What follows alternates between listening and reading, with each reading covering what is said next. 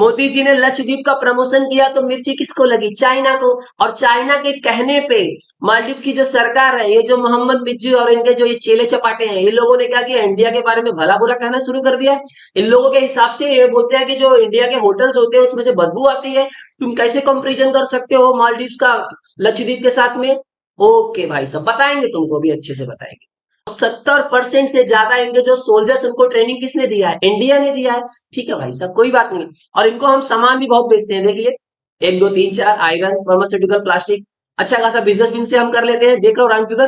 कोई बात नहीं। अब ये भाई साहब क्या बोलते हैं कि चाइना घूमने जाऊंगा मैं, कीड़े मकोड़े मेढक खाऊंगा मैं। ठीक है भाई, चाइना जाओ। पहले जब कोई भी मालदीव का प्रेसिडेंट बनता था तो वो कहाँ घूमने आता था? इंडिया में। और ये कहाँ गए भाई साहब? चाइना में। अरे भाई साहब आप देख लो, हमारा लक्षद्वीप किसी से खराब नहीं दिखता, जरा नजर मार के देख लो। देखो देखो देखो, तुम्हारा क्या ही बोलूं तुमको। अब एक डेटा ये है कि 2022 में 2 लाख से ज्यादा लोग कहाँ पे गए थे? मालदीव में गए थे। अब एक जन का कॉस्ट निकालने अगर बैठेंगे, पर पर्सन कॉस्ट निकालने बैठेंगे तो 73,000 से लेकर के 1 लाख के बीच में एक जन का खर्चा बढ़ता है 3 दिन का। अगर वही आप अगर लक्षद्वीप जाना चाहेंगे तो उसका पैकेज क्या है? 60,000 से लेकर के 1.5 लाख रुपए तक। और कुछ ऐसे भी पैकेजेस हैं जहां पे आप 25,000 से लेकर के 1 लाख रुपए के बीच में भी जा सकते हो। अगर आप बोलोगे इंडिया के होटल के रूम से बदबू आती है तो बाइकआउट तो होगा ही होगा।